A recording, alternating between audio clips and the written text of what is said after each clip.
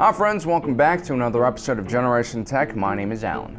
Today we're going to continue our Everything Wrong, or in this case Everything Right series with the Battle of Kashyyyk. As usual, we're going to be collaborating with Geetsly, who just recently called me a xenophobe. Now Geetsly, just because I love humanity doesn't necessarily mean I'm afraid of aliens.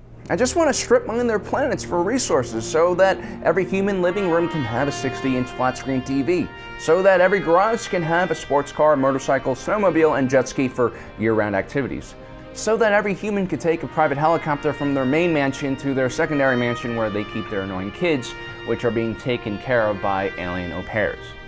Hopefully the type of aliens that don't eat humans.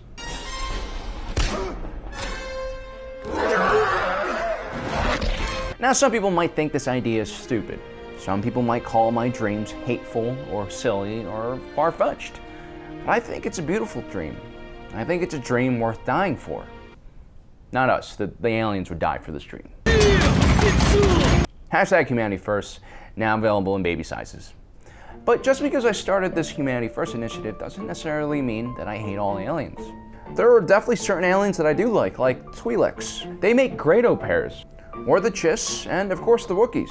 They're basically man's best friend, but they can walk and talk and swing from trees. What's there not to like? Imagine if you could train your dog to co-pilot your daily commute. Imagine if you could train your dog to wield a crossbow that fires explosive bolts to keep people off your property. And imagine if you could train your dog to rip people's arms off to lighten the mood in the room. It's basically the best icebreaker you can have in almost any social situation, I think. But the point is, any friend of man is a friend of mine. Which brings me to the Battle of Kashyyyk.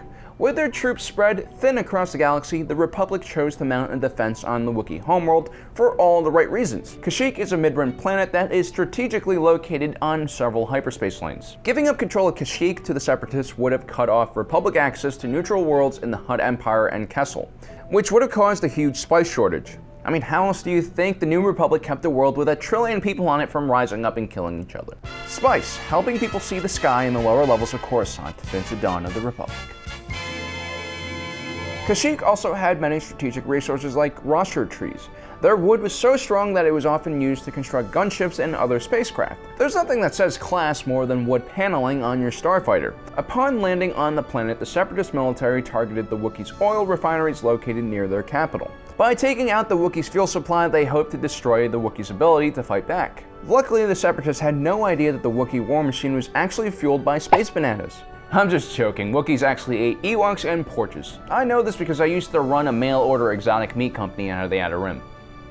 For a limited time, or at least until all this meat spoils, if you join the Outer Rim Steak Company for a low monthly fee of just 99 credits, we'll send you a pound of chubby Ewok cheeks, the most fatty and delicious part of these little critters. Along with that, they'll send you an exotic sampler of the finest meat on this side of the Corellian Run every month. Ever wonder what a Twi'lek's Leaku tastes like, but you don't want to go through the trouble of kidnapping a sentient being and explain to your butcher how having a refined taste isn't the same thing as being a murderer? Anyway, the Republic responded by sending some of their best generals, including Master Yoda, Luminara, and Quinlan Vos to hold the line. They also brought a lot of Ewoks in cages. The Separatist army had already established the base on the planet and had fortified it with a giant shield. The majority of Kashyyyk was covered in forest that could grow to several kilometers high. This unique terrain made it extremely difficult for the Separatists to launch a proper assault. The B-1 battle droid was definitely not made for fighting on this type of ground. Therefore, the Separatist commanders decided to launch an attack using the shallow beaches along the Waitaki Sea. Here, the gigantic trees were only a few hundred meters high, and the beach gave the Separatists an even flat ground to launch their invasion. At this point, the Republic was pretty much cut off from reinforcements by a Separatist blockade. Yoda strategically positioned his Wookiees and clone troopers in the most efficient way as possible. Normally, fortifying a beach with heavy defenses is a great way to stop a beach invasion. But according to the original Star Wars Battlefront 2 game, the Republic was outnumbered by as many as 5-1. So the key to this battle was to make sure the clone and the Wookiees killed. The death ratio was much higher than the Separatists. Luckily, the Republic had special units at their disposal who were much more suited to fight an asymmetric battle, both in a tactical sense, but also by the type of terrain they could use. Wookiees who grew up in the giant trees on this planet were extremely comfortable at using them to carry out ambushes from them. The clones stationed on the planet were the 41st Elite Corps. They weren't your average frontline unit. They were one of the most mobile groups in the clone army, and they were made up of scout troopers, BARC troopers, and ATRT drivers. Their training and equipment made them ideally suited for slash and run attacks, which would be very helpful in the upcoming battle. Therefore, instead of building a solid static defense like the Atlantic Wall in Normandy, Yoda used a layered defense both horizontally and vertically, using the clones and Wookiees' natural abilities to expand the battleground. This fluid defensive formation allowed the JAR to retreat should the Separatist onslaught become too intense.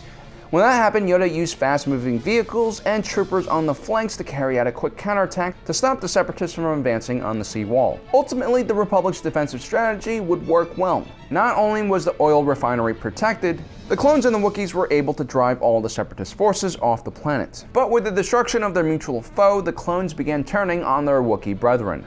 They started an occupation that would be one of the most destructive and costly theaters in the Galactic Civil War. Sadly, the majority of the Wookiee population would be enslaved, and Kashyyyk would be one of the last planets to be freed from Imperial rule. The Battle of Kashyyyk was another example of why clone soldiers were far superior to their droid counterparts. These specialized units could fight on more varied terrains and use advanced tactics to gain the upper hand.